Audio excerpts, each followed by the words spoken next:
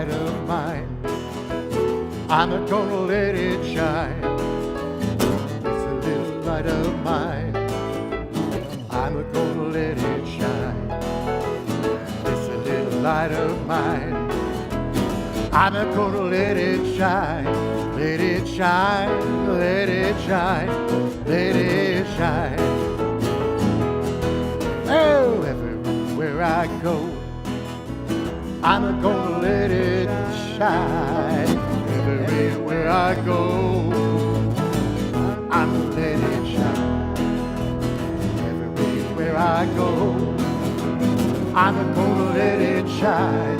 Let it shine, let it shine, let it shine. Oh, it's a little light of mine. I'm gonna let it shine. Oh, it's a little light of mine. I'm gonna let it shine. It's a little light of mine. I'm gonna let it shine. Let it shine, let it shine, let it shine. Oh, in my house, I'm gonna let it shine. Oh, in my house, I'm gonna let it shine. Oh, in my house, I'm gonna let it shine. Let it shine, let it shine, let it shine. It's a little light of mine. I'm gonna let it shine. Oh, this a little light of mine. Oh, I'm gonna let it shine. Oh, this a little light of mine. I'm gonna let it shine. Let it shine. Let it shine. Let it shine. Let it shine. Let it shine. Let it shine. Let it shine. One more time. Let it shine. Let it shine, let it shine.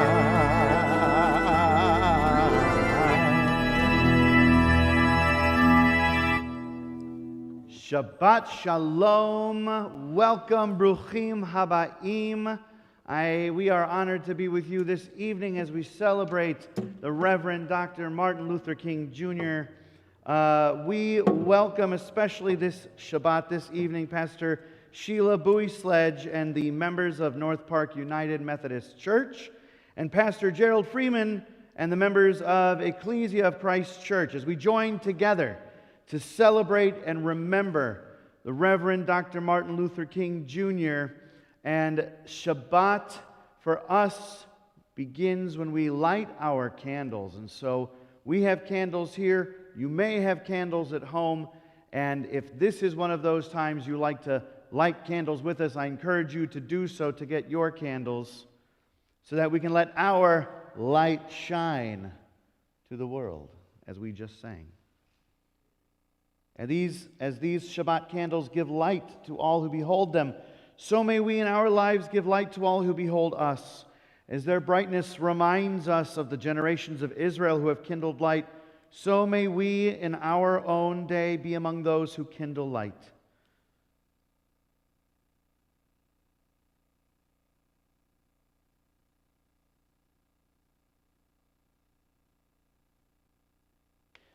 And we bring in the light of Shabbat, and we join in the bracha together. Baruch atah Adonai Eloheinu melech haolam, asher kitshanu b'mitzvotav v'tzivanu lahadlik ner shel Shabbat. Blessed are you, Adonai, our God, who sanctifies us with mitzvot and commands us to kindle the lights of Shabbat.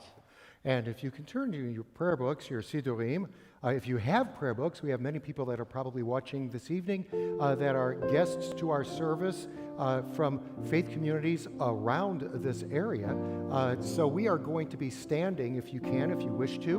We are raising ourselves to a higher plane of holiness at this time as we welcome in this Shabbat, which is what we call the Kedushat Hayom, the sanctification of the day, through this wine, as we sing together Kiddush on page 123.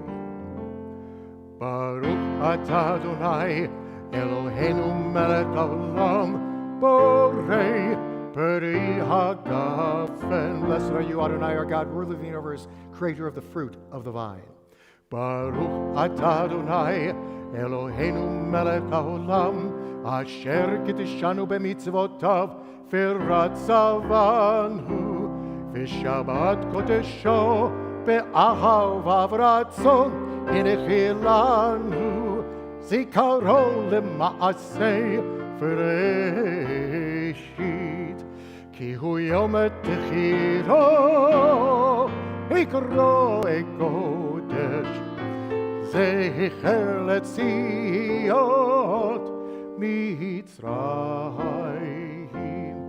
kivanu ochorta ve'otanu hidashta mikol ha'amin v'shabbat kodshecha be'ahava uverotzon hinechaltanu. Baruch atah Adonai mekadesh hashabbat.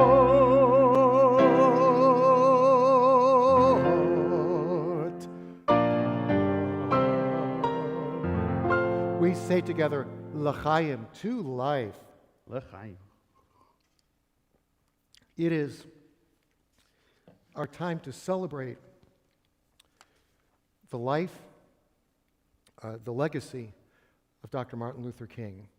And at this time, we'd like to sing for you, but if you know the words too, please sing with me the national anthem of the freedom movement.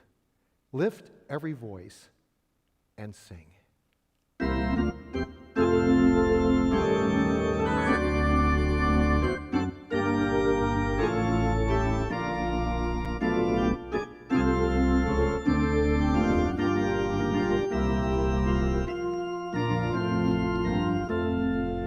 Lift every voice and sing, till earth and heaven ring. Ring with the harmonies of liberty. Let our rejoicing rise high as the listening skies. Let it resound loud as the rolling sea. Sing a song full of the faith that the past has taught us. Sing a song full of the hope that the present has brought us. Facing the rising sun of our new day begun, let us march on till victory is won. God of our weary years, God of our silent tears, Thou who hast brought us thus far on the way, Thou who hast by Thy might led us into the light, keep us forever in the path we pray. Lest stray from the places, our God, where we met Thee, lest our hearts, drunk with the wine of the world, we forget Thee. Shadowed beneath Thy hand, may we forever stand true to our God, true to our native native land.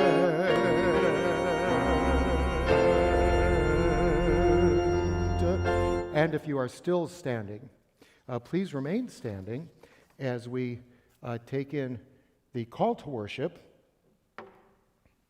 on page 138. I'm sorry, the call to worship on page 138. I'm sorry. I was just teaching the course this week in our prayer course on Thursday and talked about how important Lecha Dodi is, because if you do all 6 prayers of introduction to Kabbalat Shabbat, if you can't leave out all 6, just do Lecha Dodi and you got it all covered thematically. So we are going to turn, please, to page 138, and we'll sing the first 2 verses on page 138 and the last verse on page 139 of Lecha Dodi.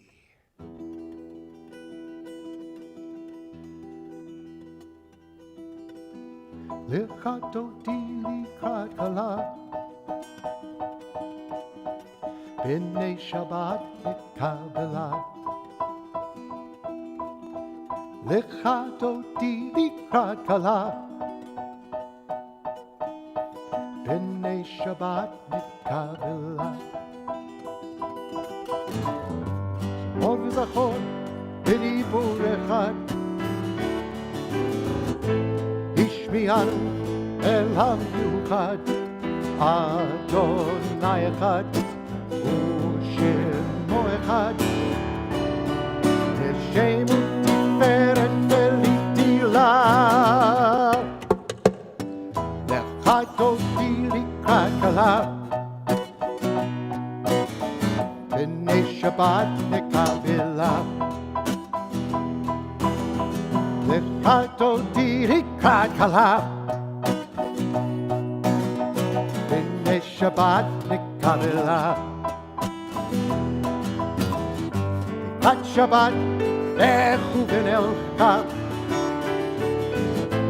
ki mikol ha'berachah merosh mikedem nesucha. Ma'aseh v'machshavat tefila. Lecha Dodi likrat kala, b'nei Shabbat nekabela. Open a door, open your hearts to Shabbat. Lecha Dodi likrat kala, b'nei Shabbat nekabela. B'oi v'shalom Ateret ba'ala, gam b'simcha u'vetzola, toch emunei am sekula. Boi chala, boi chala.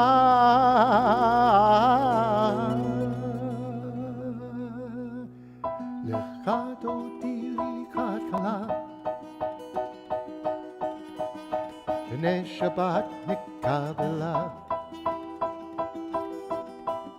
Lecha Dodi likrat kala, b'nei Shabbat nikabela. Lecha Dodi likrat kala, b'nei Shabbat nikabela. Lecha Dodi likrat kala, b'nei Shabbat nikabela. And now remain standing, please, as we now do our call to worship on page 146, the Baruch Hu. Baruch Hu et Adonai Amevorach,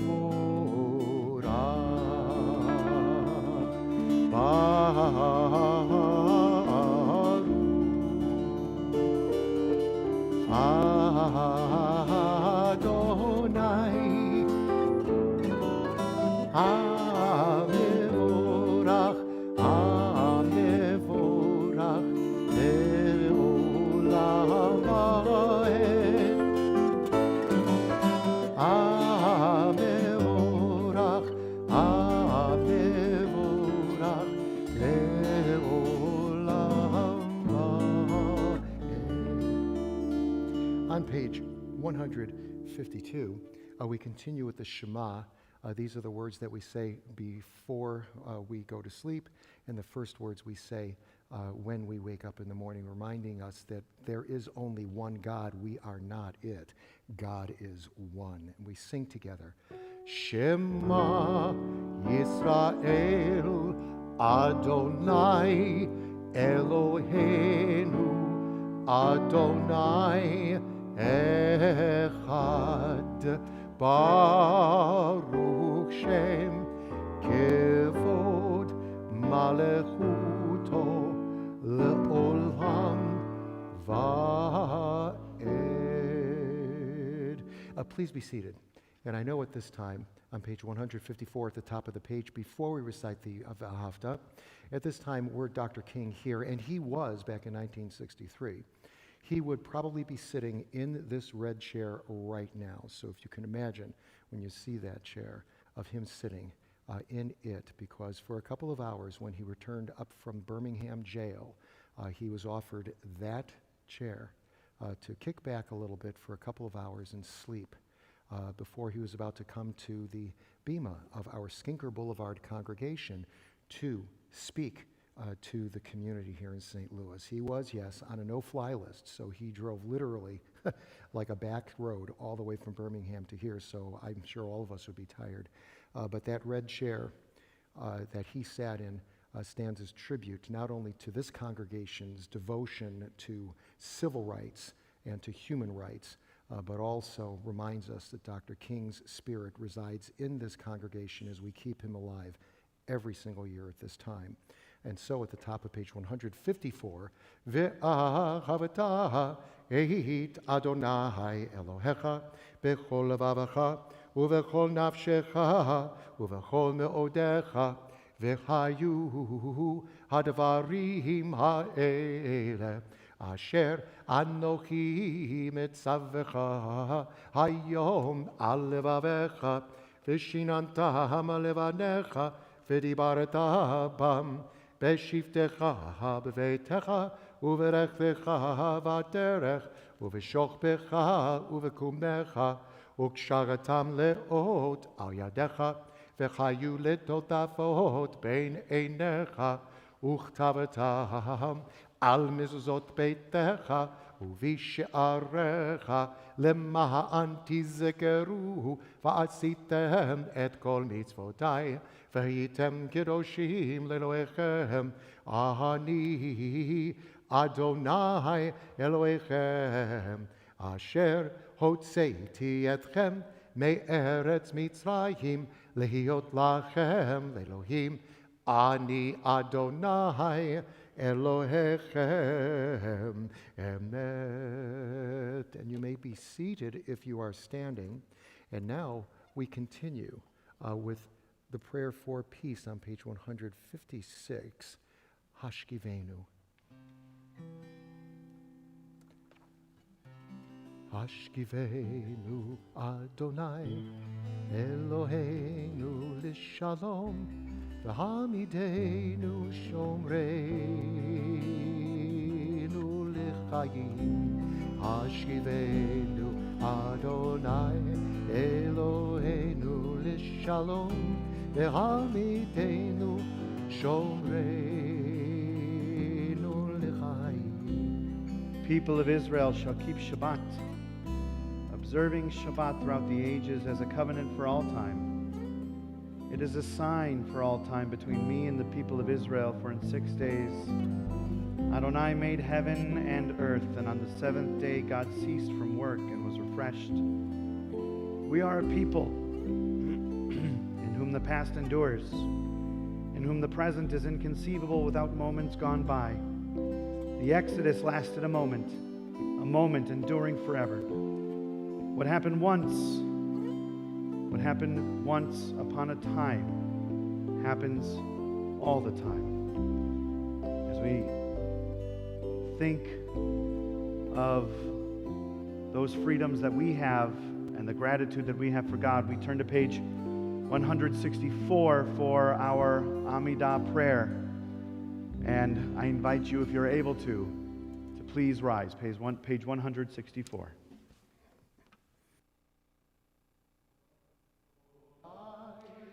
Sifatai tiftach ufi yagi tehilatecha.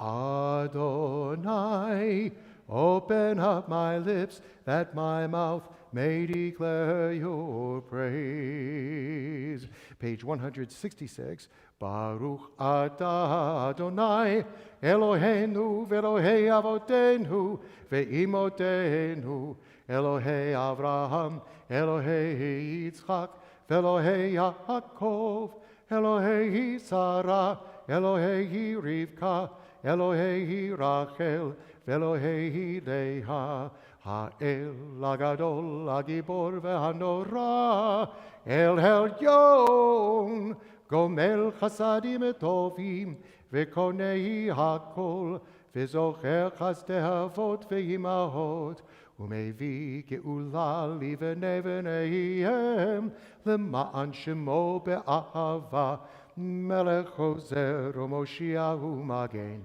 Baruch atah Adonai, Magen Avraham, V'ezrat Sarah. Page 168.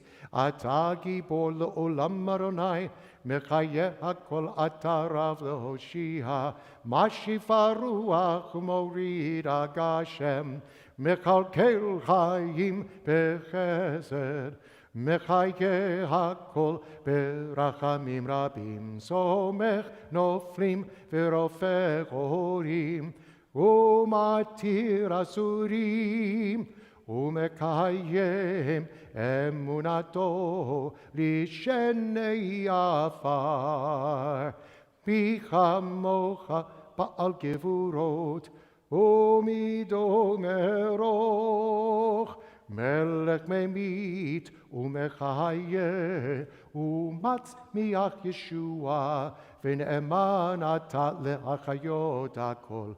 Baruch atah Adonai, Mechayeh hakol. Page 170. Atah kadosh v'shimcha kadosh, u'kadoshim b'chol yom yahalalu chasela. Baruch atah Adonai, ha'el hakadosh. You may be seated. Our thoughts now turn to those in our community who are in need of some healing, either healing of mind, of body, or of spirit.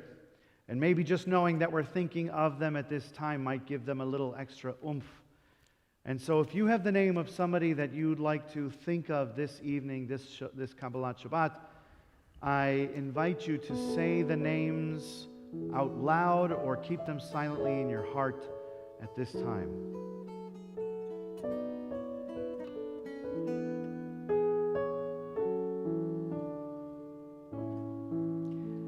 May all those who were named, may all those whom we're thinking, may they have a speedy recovery and a full recovery, a refuah shlema, as we join together in the words of Mishaberach L'cholim, a blessing for those in need of healing. Mishaberach avotenu nekor haberacha lehimotenu. May the source of strength who blessed the ones before us help us find the courage to make our lives a blessing, and let us say Amen. Mishaberach imotenu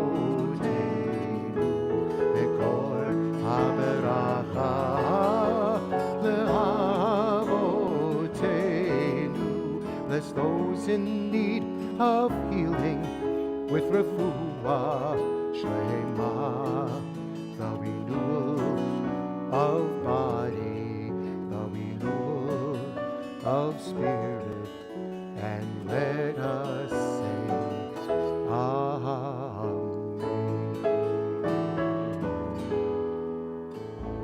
Baruch atah Adonai Rafeh HaCholim. Blessed are you, God, who heals the sick, and together we say Amen.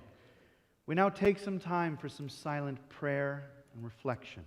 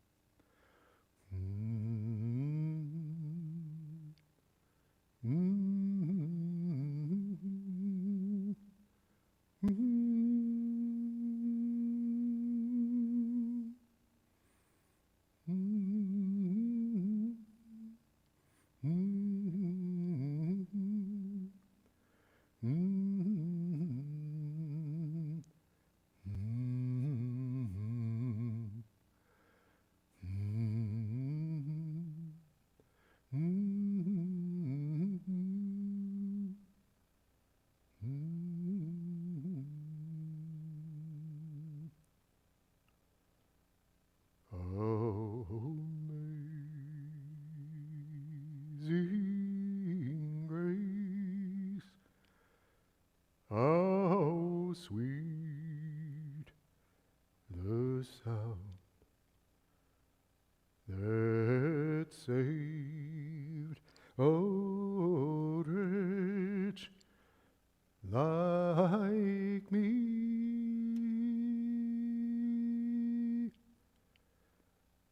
I once was lost, but now I'm found. Was blind, but now I see. 'Twas grace that taught my heart to fear, and grace my fears relieved.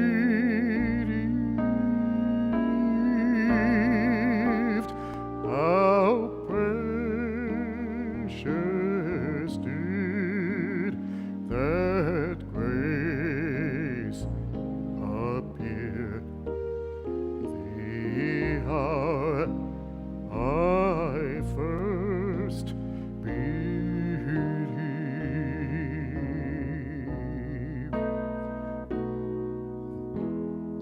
Though many dangers, toils, and snares we have already come, 'twas grace has brought us safe thus far, and grace will lead us home.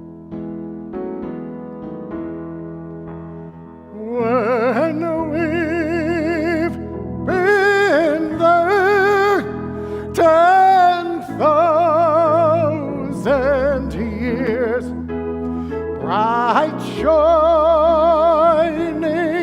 as the sun, we've known less days to sing God's praise than when we first begun.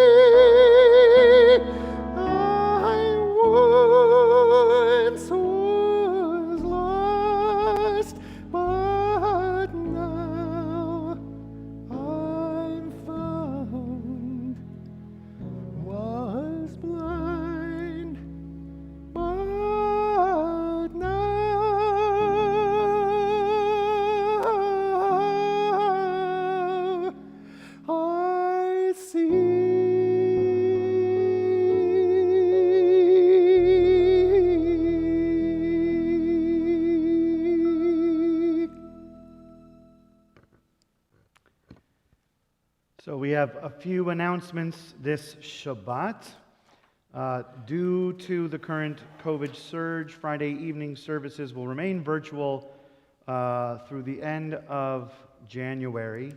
So please keep track of that. Tomorrow at UH, Torah study begins at 9 a.m., also totally virtual. That'll be via Zoom. At 10:30 a.m., we are excited to celebrate the Bar Mitzvah ceremony of Sam Flom. That'll be at 10:30 a.m. At 6 p.m. tomorrow evening, we usher out Shabbat with Next Week Now, and that'll also be live via our live stream. Some upcoming events, in addition to tonight's MLK Shabbat service. On Sunday, this Sunday, January 16th at 10:30 a.m. via Zoom, Rabbi Rosenberg will be joining Pastor Sheila Bowie-Sledge of North Park United Methodist Church and Pastor Gerald Freeman of Ecclesia of Christ Church for their Sunday church service. And you can check our website and find our link there. Coming up the following Sunday, January 23rd at 9 a.m., will be Build Your Jewish Toolbox, continuing that series. And that'll be on Life Cycles Part 2. So we will announce how that'll be, either in person or in Zoom. So please check our website for information on that. February 18th through April 3rd, we are honored and excited to have here at United Hebrew liturgist Alden Solovey back to our community for a residency. Will he be residing here? He will. Why don't you continue telling us right there about the information about classes? Right here? He'll be residing actually in Jerusalem, I think. Or is he residing here? I'm not sure. He might be coming in here. He might be actually live and in person. Well, he'll be live and in this community. But And then, of course, the gift shop. wait a minute. The gift shop will be is open on Sunday. When is open on religious school Sundays. is in session from 9 a.m. to 12 p.m. So not this Sunday. Not this Sunday. Not this Sunday. Not this Sunday. And make sure to call and talk to Iris to set up an appointment. She's wonderful. But she won't be here this Sunday. And we also want to thank our tech team. Yes, we, of course, you know, are not welcoming our congregants here for this time and for this month. However, our tech team is braving the elements and braving the contact out there, and they are extremely devoted, very well trained, talented, but more importantly, they are dedicated to service to you, to us, and to God. And we are most grateful for their leadership and for their exhaustive participation in allowing all of these services to come to you at this time. If we can all please turn to the Aleinu, and this will stand, please, at this time as we make an end to the service. And we will turn now to page 585, I believe. Is it 585? 586. I missed it by one page. What could I say? We'll turn to page 586 and stand now for the Aleinu. Aleinu l'shabeach l'adon hakol, לתת גדולה ליוצר בראשית, שלא עשנו כגויי הארצות, ולא שמנו כמשפחות האדמה, שלא שם חלקנו כהם, וגורלנו ככל המונם. ואנחנו קוראים ומשתחווים ומודים לפני מלך מלכי המלכים הקדוש ברוך הוא. Page 591. ונאמר והיה אדוני למלך על כל הארץ ביום ההוא יהיה אדוני אחד ושמו אחד.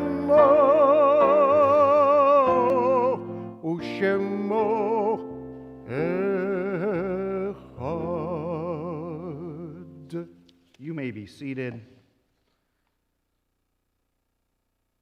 This Shabbat, we turn to the memory of those who have past whose memories remain a blessing for us. And this particular Shabbat, our heartfelt condolences go out to the family of Evelyn Thelma Roth. And we're currently in the period of Shloshim for Rosalie Thelma Barnes, Carrie Lynn Brown, Brian Lee Fitter, David Robert Geller, Leonard Kornblum, Haley B. Kramer, Marion Rosenbaum, David Eli Steinberg.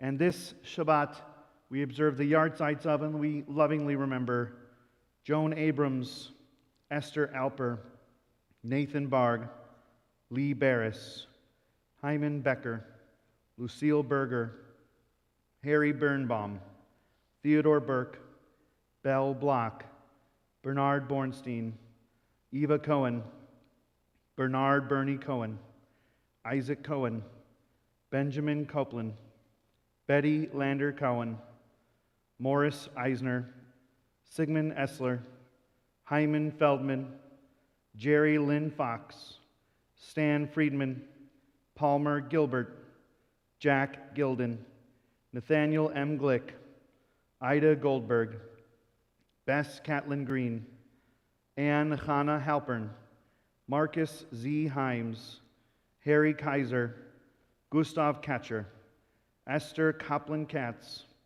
Jacob Kaplan, Anna Kretschmar, Bessie Kusmer, Gustav Levy, Linda McRunnell, Leon Markovsky, Roswell Messing Sr., Bertha A. Miller, Minnie Millstone, Ludwig Mulfelder, Sue Pfeiffer, Sadie Rosenthal, Jacob Sanofsky, Lucille J. Schanfeld, Faye Sharon, Anna Siegel, Shay Silberberg, Elma Sinkoff, Joe Sirkin, John J. Starr, Rose A. Stone, David Strauss, Marion Strauss, Carol Hafner Strauss, Herman Streifling, Bill Tegman, David J. Unger, Florence Weil, Sidney Weil, Minette K. Weinstein, Arnold Weintraub, Ben Wiseman, Betty J. Wohl, Eugene L. Wolf, Harriet Wolf, Martin Wolf, Ann Wolkowitz. Zichronam livracha, may their memories forever be a blessing. As we turn now in our prayer books, our Sidurim, to page 598, and if you're able to, I invite you to please rise as we recite together the words of Kaddish Yatom, page 598. Yitgadal v'yitkadash shemei Rabbah, ba'alma divarach chirutei v'yamlich malchutei, b'chayei chon u'v'yomei chon, u'v'chayei d'chol beit Yisrael, ba'agala u'vizman kariv imru amen. Yehei shemei Rabbah mevarach le'olam u'lalmei almaya.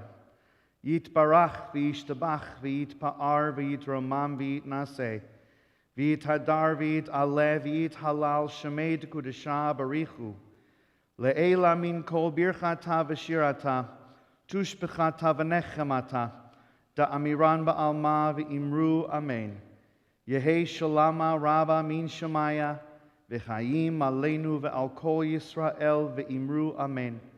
Oseh shalom bimromav, hu ya'aseh shalom aleinu v'al kol Yisrael v'imru amen. May the one who makes peace in the high heavens above send peace down here to us, to all of Israel, and to all the world. And together we say, Amen. And you may be seated. And we're honored now to be able to be joined by Pastor Sheila Bowie Sledge of North Park United Methodist Church, Pastor Gerald Freeman of Ecclesia of Church of Christ Church, and Rabbi Rosenberg on a discussion this MLK Shabbat. Shabbat Shalom.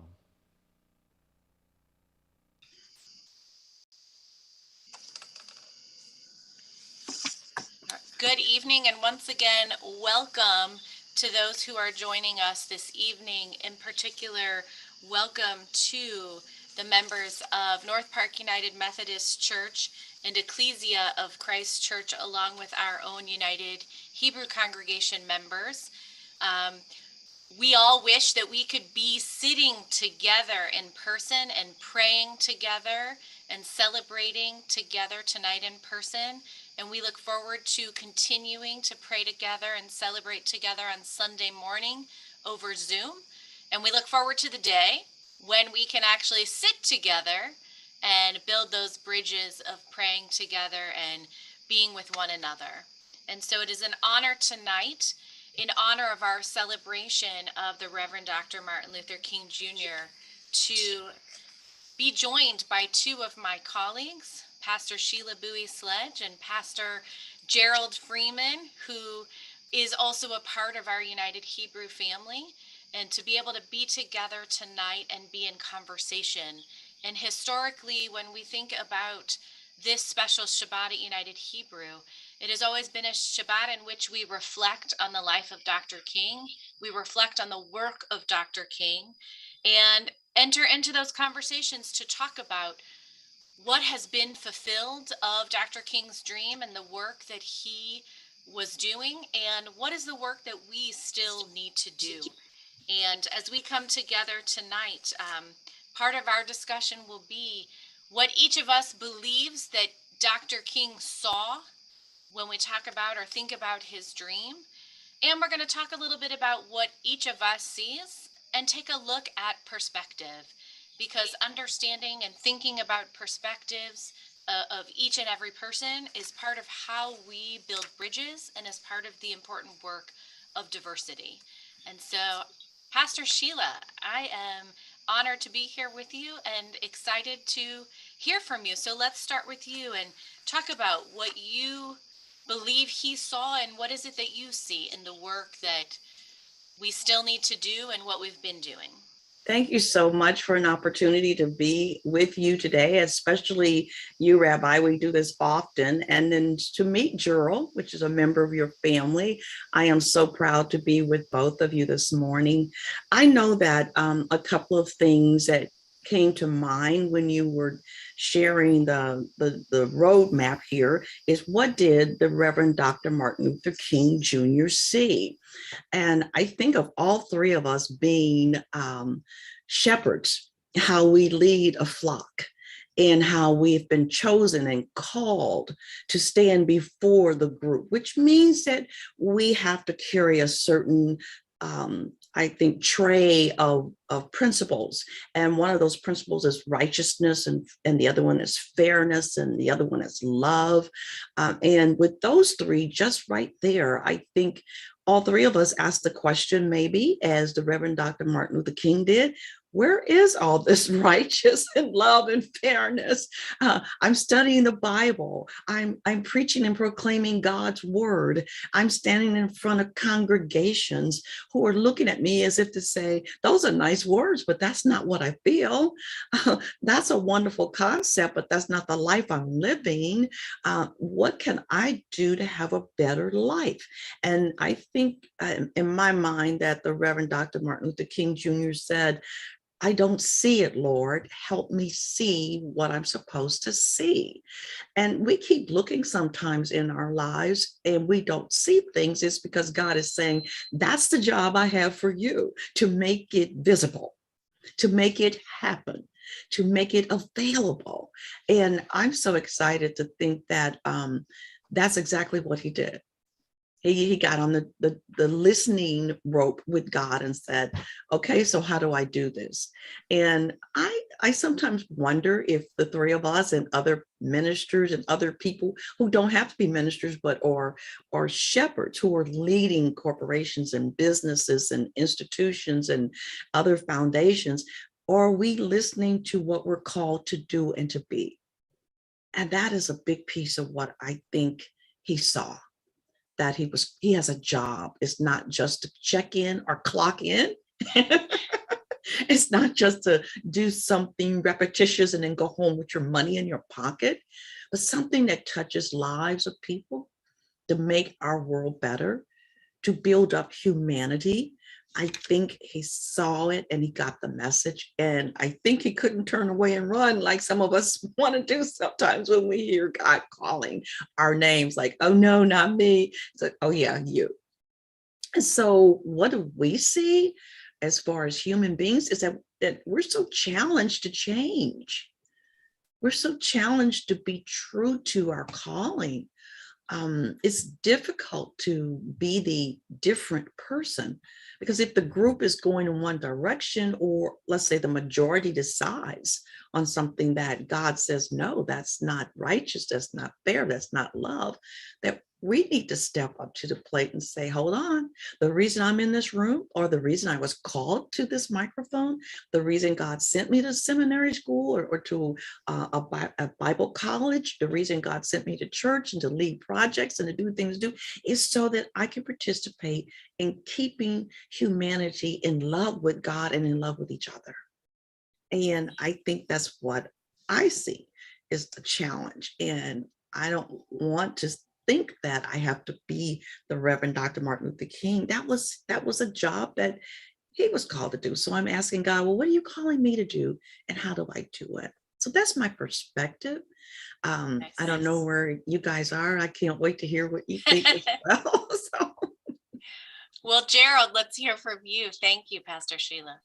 Thank you again, Pastor Sheila. As always, it is an honor to be with you, Pastor, or Rabbi Rosenberg. I called you Pastor. I can't believe that. I'll accept that. I'll accept that. You are a shepherd. I certainly have enjoyed not only our personal and peer relationship, but our personal relationship. And then, of course, the privilege of working there at United Hebrew and serving you in some real tangible ways. And of course, it's an honor to get to know the Reverend Dr. Sheila Bowie Sledge. I love saying that as we're forging this friendship and relationship. And so I am so honored to be here tonight again with the North Park United Methodist Church, as well as my congregation of Ecclesia of Christ. And then, of course, my family and friends at United Hebrew Congregation. As a backdrop, I think for me, it's helpful to understand how we got here, as the three of us were conversing and thinking about how we're going to do this collaborative effort, both our service tonight and then hosted by Pastor Sledge on Sunday. I think we sat back and looked at the car, Rabbi, that you drive, and you drive a very small car. And illustratively, we had you at the steering wheel, and we had Reverend Dr. Sheila Bowie Sledge at the front passenger seat, and I'm seated behind either of you in the back seat. And so, of course, you have the full bevy of the windshield in front of you. And so your view, your perspective is going to be based on the window from which you can see. Obviously, because you're driving and you've got precious cargo, certainly in yourself and Reverend Bowie Sledge, perhaps not me, but because you have this precious cargo in the car, you are going to be very cognizant of what you're looking at while you're driving.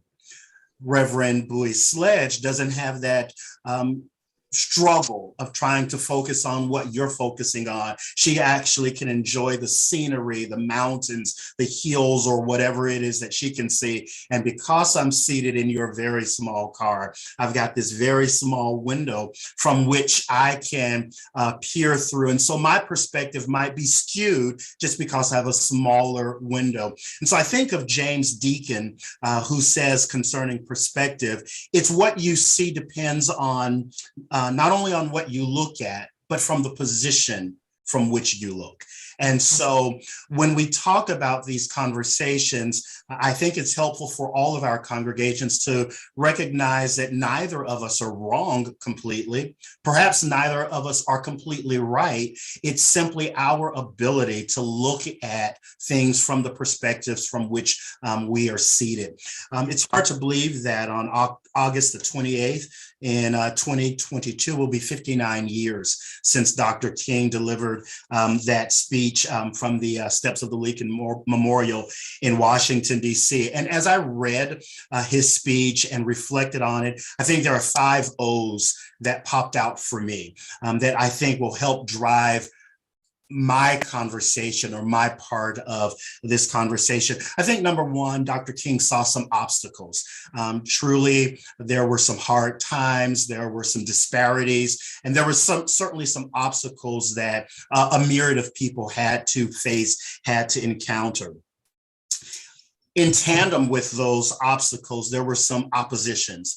There are some people, as Reverend Sledge mentioned, that don't want to change or find it very difficult to change. And so there are some oppositions that I think he saw in his dream speech. I think further that he saw some oppression, that there were some people that were suppressed or oppressed from doing certain things that others were entitled to doing. And then, of course, from his position of faith, his platform of faith, I think he saw some opportunities that with God, all things are possible, that greater is he that is in us and with us than he that is against us. And then lastly, I think he saw some optimism that will make it necessary to plow, will make it necessary to work, will make it necessary to forge ahead. But because of those opportunities that he saw, and because of the optimism that he was fortified with, I certainly think 59 years later,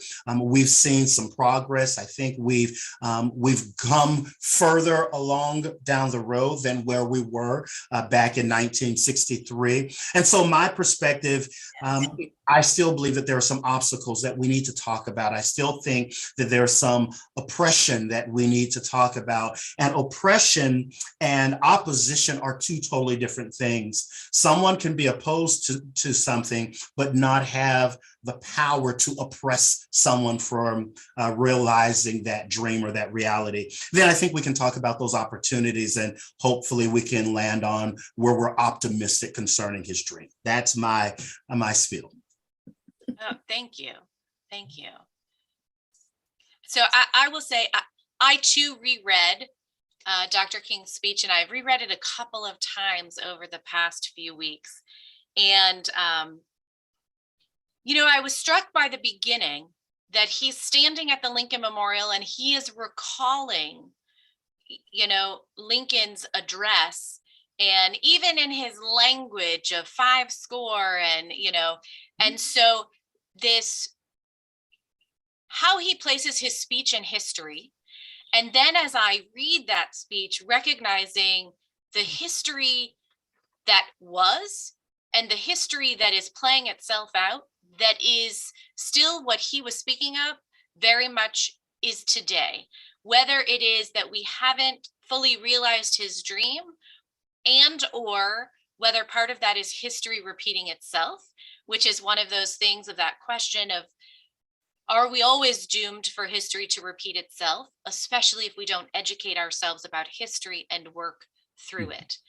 I picked up also, as Gerald, you spoke about his optimism and the way he weaves his words, not just as a preacher, but the way he weaves his words in a way to this recognition that he's speaking to anyone and everyone, hopefully that will choose to listen, but maybe won't initially want to listen. And so it's as if he's trying to pull you in. And I was struck especially by the positivity of him placing himself in history and talking about those who were the crafters of our Constitution, and that the Constitution and Declaration of Independence were written for all people.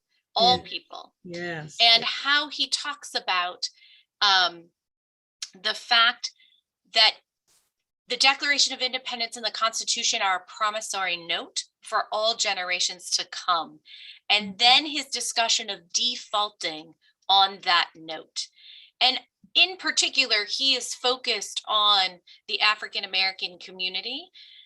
And yet I can't help but think, what are all the communities, even as we look at today, for which we're still defaulting on that promissory note, or we haven't realized the fullness of what our forebears wrote in that Declaration of Independence in the Constitution. And I think also as Gerald spoke about the opposition, I was struck by what is the opposition within and what is the opposition from outside, because certainly he's fighting and talking about the oppression that comes from outside, but also struck by within, that as we do this work, as we come to find our power, and I think this is for any community that is working toward freedom and finding its power and its identity.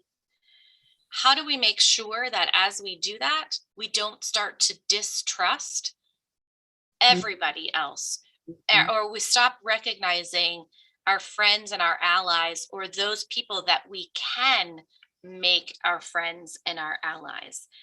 And so I was struck by how he weaved all of that together. And then we get to the dream part.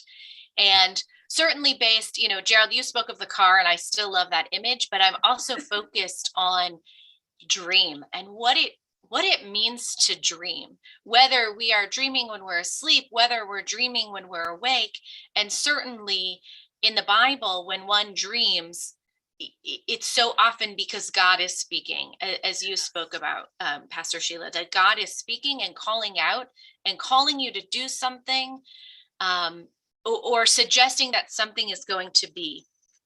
And so I'll say that for me, in my own perspective, as I focus on what Dr. King was talking about and focus on this notion of dreams, I can't help but go into what Judaism says about dreams, and this notion that they're important. And actually, there aren't necessarily that dreams aren't necessarily positive or negative, but they do give us a sense of something that may happen, or that could happen, or that is going to happen. And so much of that is about the person who's actually dreaming. So that even in the Talmud, there's an example of a rabbi who has a dream, and he goes to the 24 dream interpreters that are in Jerusalem. And of course, as he goes to all of them, what does he get? 24 different interpretations of his dream. And yet we're also told that he experiences all of those different interpretations. Wow. And I believe part of that is that as we interpret the dreams, or think about what are the dreams that we have, part of that is because we have to live them out. So I come back always to the teaching, pray as if everything depends on God, but act as if everything depends on us. So if Dr. King is having this dream, as you spoke of, Pastor Shay, he's hearing this call and he is working towards it, but he's also sharing that dream with us. And what are the ways that we take in that dream? What is our perspective of that dream, or the dream that we need for ourselves in this fight for freedom? And then as we interpret it, what is the work that we do? And that work is messy. And that work, as Gerald said, with regard to each one's perspective, that work may look different. But what we have to figure out is how we look at that larger picture and work through it. And it takes me to a statement that Theodore Herzl said with regard to at least the Jewish people in the land of Israel: if you will it, it is no dream. And when I think about willing is about what is the action, what is the work? And yes, we are up against outside forces and inside forces, but what is it that keeps us going? And turning back to Dr. King, there was such hope that was in what he was speaking about. And I think that it's hope, that spark of hope is what keeps us moving forward. And I agree, we have come far in 59 years, but I also have in the back of my head that, in 39, 40 years from now, we don't want somebody else saying, well, 100 years ago, we had this, but we didn't fully realize that, so what is that work in these increments that have been done that we need to do to realize his dream? And I do think it stands at that that center of what are our perspectives and what are we seeing and what is that work. I think the bigger question is, how do we dive into that? Because much of what he was talking about, we still see today. So how do we dig into that? And Sure. what I think as you so eloquently spoke at the beginning with his correlation to the Declaration of Independence, whereas he spoke from a perspective of history, yet there was a disconnect from the history to his story. Mhm. His story did not mirror what history suggested, that all men were endowed with these inalienable rights and all of us are entitled to certain freedoms and expressions. And so there is often for us this disconnect between what we read as a historical document in contrast to what's real in our lives. Mhm. And so Dr. King and others were fighting and marching and forging this faith because his story, the story for each of them, did not mirror nor match nor align itself. Mhm. The other thing, Rabbi and Pastor Sledge, the other thing that really emerged when you started speaking, Rabbi, is from the Talmud, and you started talking about dreams and what it means to dream. From a biblical context, what's interesting is we speak of both vision, that wasn't intentional, and dreams. And ironically, when we talk about vision, vision is most often assigned to the young. Dreams are often assigned to the old. The young men shall see visions, the old men shall dream dreams. And I'm wondering if there is perhaps a prophetical context to his speech, because at the end of that speech, it was just a few years thereafter that he found the cessation of life, that young men see vision and they can forge that vision because they have the strength and the energy and the insight and the tenacity. But once you get to a certain age, you just sit back and you dream, hoping for someone to come and take that dream and make that a vision to do the work that perhaps you couldn't do. So I think it's an interesting angle that you brought up, for at least for me. Absolutely. Now there's a song that we sing, the old shall dream dreams and the youth shall see vision, exactly from that place in the Bible. So interesting to think about that, and that sitting back. And I will say some of that too, taken from, so how do we make sure that there's somebody to pick up that mantle of vision and move forward? Or when is somebody, if we're talking about youth and vision and old and dreams, when do you become too old to pick up the vision and move forward? Sure. What I really like most importantly is the disconnect word. And it is amazing how when you realize that there's a lack of a connection, you start trying to build something toward it. And rather, I totally understand the difference between the dream and a vision. I believe it is a roadmap that God gave him. So there was a part that he had to play, and there's a part that we play, no matter where we are in our stages of life. And that if God is moving us toward connecting or building that bridge or eliminating the gap, then the way he's doing it is saying, no matter what your denominations are, because we represent denominations right here that are totally different, no matter what, you are still my children, and you all come from the seed that I love, and I love you so much that I want this to be built up a certain way so that there is a togetherness. So I just see how beautiful it is from the dream to the vision. And that 59 years ago, it's a conversation, but it continues to be on our essential list of duties to do. And we continue to share that and pass that torch on to generations younger than us. And I think that's the fabulous part of it all. And thanks for that word disconnect, because it made me realize God's connecting us. No matter how he has to do it, he's connecting us even today as we speak. Sure. So I'm thinking additionally to the cadence of his speech, the content of his speech and the cadence of his speech.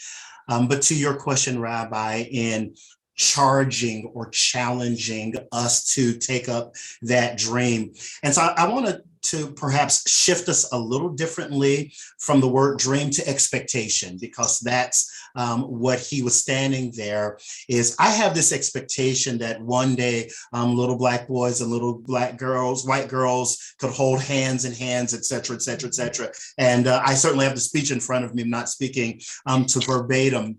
The fact of the matter is this, that all of us as children were born into a certain environment. We can't change the environment in which we were born. Some were born into a wealthy environment, some were born into an impoverished environment, and we cannot change the environment in which we were born, but we can have an expectation to not live in that environment in which we were born. All of us were reared in a certain environment, and because of that environment, we were reared in a certain educational construct, and we had no control. This is where mom or dad or caretaker enrolled us, and for the 5, 7, 12 years, whatever it is, we stayed in that educational setting. But if we weren't satisfied with the education that we received, we can amass additional education by having a dream and expectation. I'm going to do better. I'm going to Harvard, or I'm going to Virginia Tech, or I'm going to an HBCU. Obviously, we were born into an environment. We were placed in an educational environment. And then there was an economic status that we had no control over it growing up. Again, some of us grew up in a wealthy environment. Others, in my case, grew up in an impoverished environment. I know about going to the Baptist church down on White Street and getting the government butter, the government cheese. And I know about what some would call the handouts. I knew it as the help because my mom had 6 young men and there was not the father in the home. And so she needed not the handout, she needed the help. But I got to a point where I expected better for my life. And so there are things that I can do to change my economic standpoint. And then the fourth thing that I think about are our experiences. And so each of us were placed in an environment with some education, with some economic footing, and each of us have an experience. And the one thing that we really cannot change are the experiences that we've had. You can't identify with me as a Black male being a Jewish female or being a Black female. I can't argue your experiences as a Black man with you being a Jewish female or you being an African American female. But we can still dream and have expectations that my experiences as a male, as a female, as a Gentile, as a Jew, as an Asian, as an LGBTQ entity, whomever it is, I have this expectation that things for my life will be better. And I think that's what Dr. King was challenging us to believe, that things for our lives can be better if we have an expectation or this dream. I love that. And I'd like to kind of dovetail on that, because not only is it the expectation, but it's also the future. And the theme for the 2022 Martin Luther King celebration is 40 years strong, a look toward the future. And that word future is the expectation. What are you looking for? I think during the King era, there were so many moments that we were hearing and seeing destruction of each other, laws and activities in the news that didn't reflect positivity. And the question could be, what's your expectation of life, or what's the future? And when King, to me, is speaking about the future, you're right. It gives us a moment to look at who we are and who we can become. And I think the movement has given a lot of people the opportunity to say, I can do better. I can see a roadmap. I can see someone else making it. So I need to step into those shoes or on that path and go that direction, and I can do better. And I think we continue to say that because there are some individuals, and I will say it bluntly, don't want anything to change. And so we have that battle yet to deal with, to realize the expectation's a nice word, the future's a nice word, the theme is a nice theme. How do we get on board with those who are just saying, no, if I move, something else moves, and that means I get shifted, and I don't want to feel like I'm losing out or I'm changing in a direction that some of my forefathers have set me up perfectly to be in. I don't want to share with immigrants. I don't want to share with African Americans. I don't want to share with women. So somewhere in all of this, I think King is challenging us with the word or thought of expectation. I'm giving you some nuggets to take with you forever because I'm not going to be here. And when I'm not here, someone's going to pick that up. And so thanks for bringing that word up. Yeah. I think one of the things that's coming up for me too, in what both of you said, Gerald, when we talked about history and you talked about his story, and so often, so many people, especially in our country, not seeing themselves in the history. Their experience is not the history that we teach or that's being taught. And perhaps that's part of the importance of Dr. King placing history into this speech to say, this is the history of our country, and this is what I see as your, our inheritance, your inheritance. And as you talk about expectation, and this is the expectation that if these are my, rights, this is the expectation that I'll be able to do this. Mm-hmm. So now at the disconnect of experience and not finding ourselves in history, perhaps part of that is also what is our responsibility to finding our history. It doesn't mean that the history isn't there, and that's certainly something that we've talked about in all of us, maybe not together with the three of us, but I certainly know in conversations I've had with both of you individually, where are the places that the history does exist, it just hasn't been held up or raised up or taught by everybody. So when we talked about, what was it, back in 2020, and all of a sudden everybody started talking about Juneteenth, Pastor Freeman, Gerald, you and I talked about that, and I said, I don't understand this. I grew up with Juneteenth. But again, I grew up in Texas. The Juneteenth story has to do with them coming to Texas, and perhaps that's why it was such a part of the history I understood growing up. Even as a white Jewish female, you knew about Juneteenth if you lived in Houston. And it was shocking for me that so many people had never heard of Juneteenth. Or when we talk about the community that was destroyed in Tulsa and what had been built there and the history. And, I think back to a couple of months ago, walking through the African American Museum in Washington, D.C., and saying, what? I didn't know some of this. And this was in my backyard. Mm-hmm. And then saying to myself, okay, it's now my responsibility to learn about this. And I certainly know, even as a Jewish woman, there are aspects of Jewish history, ancient, but also modern, that I don't know everything about. And part of it is also my responsibility of learning that history and understanding how that history can help with my own experience, or can help me understand what are the expectations, as you said, Gerald, that I need to set, not just for myself, but for the larger community, the Jewish community, the world. What are the expectations that I see that come out of history? And I think that's, that work that Dr. King was doing.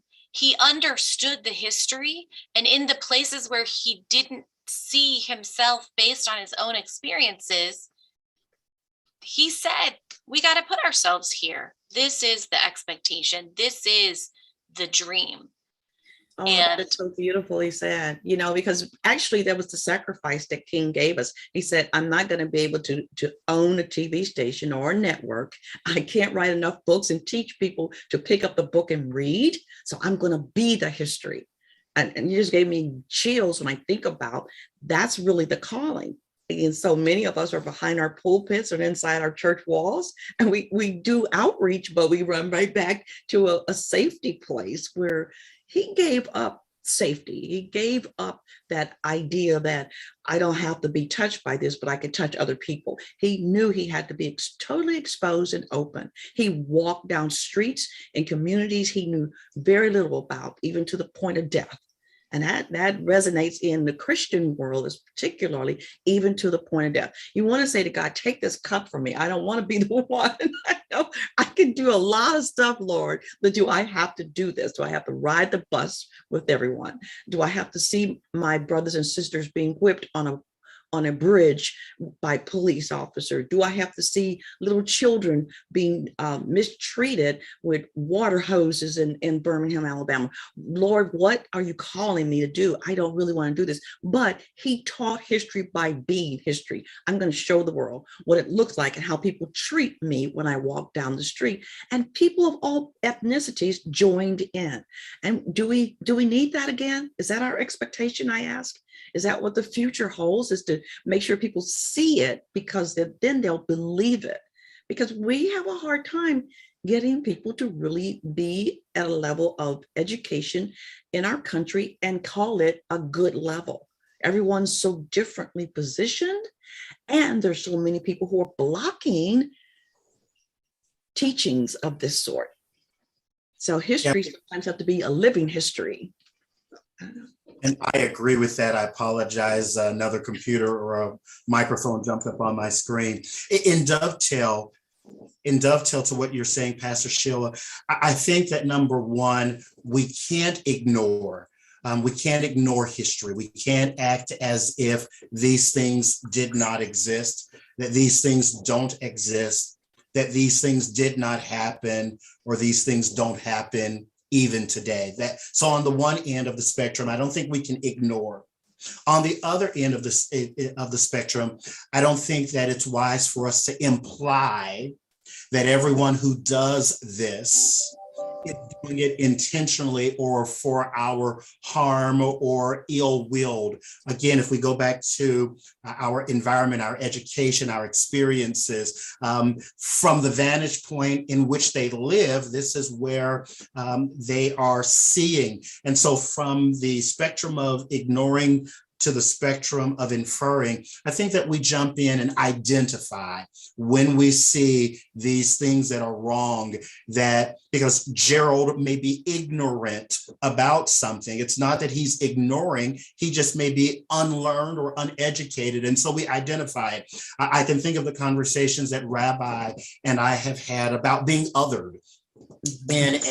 As a rabbi, being a female in a faith where predominantly the historical data would suggest that the rabbis were men. Teach us, male, but she is a female rabbi, and having to go to rabbinical meetings and being othered. She's the different one in the room.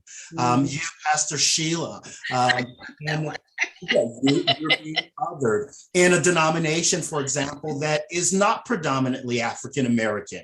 And so you are in, if you're an African American preacher, you're Baptist, you're Methodist, you're Church of God in Christ, you're Assembly, you're Apostolic, you're not United Methodist. And so now you're othered. And you're othered because you're Black, and you're othered because you're female. Yes. Etc.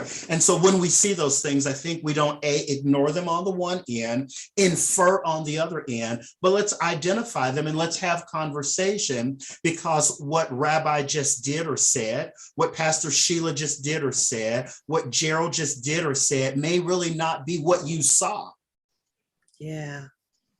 So we have Yes. And vice versa, that sometimes what you did or said may not have had a meaning that somebody took it as, because you just didn't know or you didn't understand. And so that's where also becomes the importance of opening ourselves up to others. And that is opening ourselves up to listening, but also opening ourselves up, back to what you said at the beginning, Gerald, to recognizing that we all have different perspectives.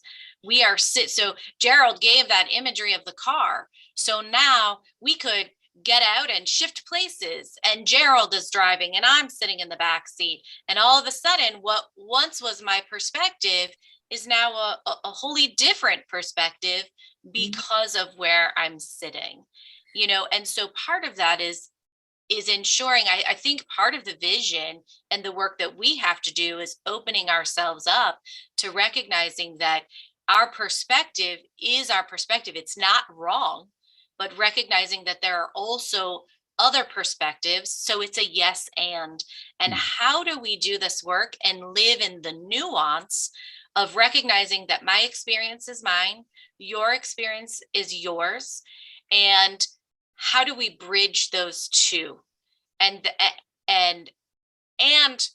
while also placing ourselves in history and learning and understanding that we've only been taught at times a perspective, and how do we step out of that and sort of embrace this reality that there are multiple truths that exist in our world. And the way that we reach peace, I believe, is to be able to hold on to those multiple truths and hold on to nuance. That the point of this work is not to compare one person's experience to another person's experience, or to talk about who's been oppressed more, or who's been othered more, or whatever else, but to live in it and recognize that each in our own way, we have all experienced different things in this world. And how do we come together and hold on to them and say, just as Dr. King did, we now have to hold hands. We have to, as he said, I loved at the end where he talked about, the only way this work is going to be realized is when we work together, when we pray together, when we walk together, when we go to jail together. It has to be a together. If it's only one group of people working toward peace, we're never going to get there. Yeah. And I know, Rabbi and Pastor Sheila, I know that our time allocated is winding down, but I do want to dovetail back to something that you said, because I agree with it.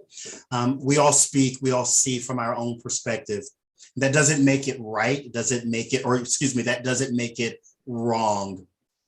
But there are occasions that when we are seeing things from our perspective or our vantage point, that we should have those conversations so that I can see how that perspective has either hurt, perhaps has helped, or perhaps has hindered.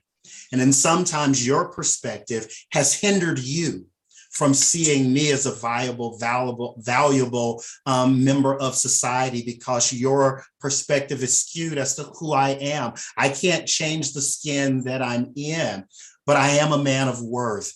You're a woman of worth. You ladies are women of worth. And so I agree that your perspective is not wrong, but we might have to have those conversations to see how your perspective might be hindering you and others. It might be hurting you and others, or conversely, it might be helping you. I think of the word unlearned, and I thank you for saying that, because I was thinking about how there have been studies of people with their children in a car, and everyone is sitting in their respective positions. And if we see a certain person of color or of gender or homeless or without home, sometimes the parents will hit the lock button just when that person is crossing the street, and that resonates with everybody in the car. And so there are times when we have to realize everybody has learned something that must be unlearned, and we have to demonstrate what is that. Don't roll the windows up when you see that person. Don't grab your purse when you see that guy coming near you. There are just certain behaviors that are just within so many of us that we have to keep reaching out and touching each other and demonstrating the love that the Martin Luther King Jr. themes keep emanating to us. We have to. Absolutely. Absolutely. I know we could keep talking for hours, and thank you both. Thank you for joining me. Thank you for joining in this conversation. Thank you to your communities and to all three of our communities and anybody else who is with us tonight. Let's take this moment of Shabbat, of peace, of celebration, of joy, and hopefully be inspired to walk together, to take the person's hand next to you or reach out across the virtual screen and just think about how we can work together to do this work. And I hope that you all will think about joining us on Sunday to continue to worship and pray together, and we'll be able to see each other's faces over Zoom. So I hope you'll join me, and thank you. I am so blessed to have the two of you as colleagues and friends, and thank you both for joining us. Thank you as well. What an honor. What a beautiful honor. Thank you.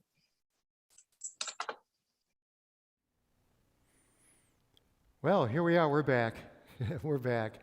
And I have to tell you, it was wonderful seeing the three of them talk. And isn't it amazing that some of the challenges that we have in this world have created opportunities for us to bring the world even closer in real time, Oh, if only we had the technology to bring Dr. King right here back into this beautiful chair, but we can't. So what we have to do is we have to accept the challenge, take on the assignment of doing the work that he started, the vision that he had for us, and bring that vision and that hope together and teach our children. Because remember, I always used to say this, and I still do, that really our legacy is found in the generation yet to be born. So,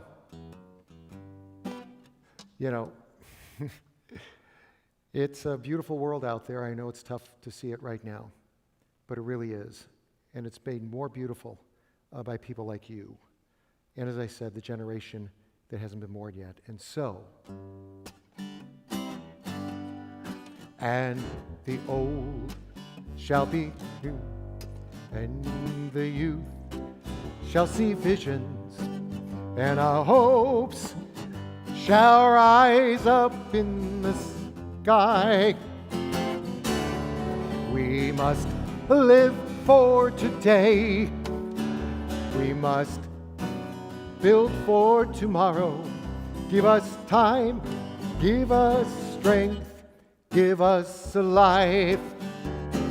Give us time, give us strength, give us life.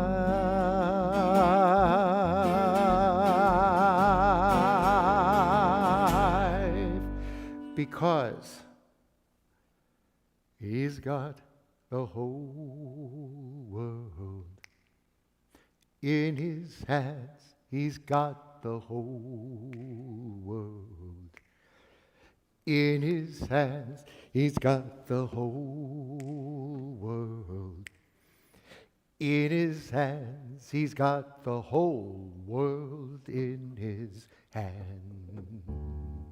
He's got the itty bitty baby in his hands. He's got the itty bitty baby in his hands. He's got the itty bitty baby in his hands. He's got the whole world in his hands. Oh, he's got you and me, brother, in his hands. He's got you and me, brother, in his hands. He's got you and me, brother, in his hands. He's got the whole world in his hands. And he's got you and me, sister, in his hands. He's got you and me, sister, in his hands. He's got you and me, sister, in his hands. He's got the whole world in his hands. Yeah, he's got the whole world in his hands. He's got the whole wide world in his hands. He's got the whole in his hands. He's got the whole world in his hands. One more time. He's got the whole world in his hands. He's got the whole world. He's got the whole world in his hands. He's got the whole world in his hands.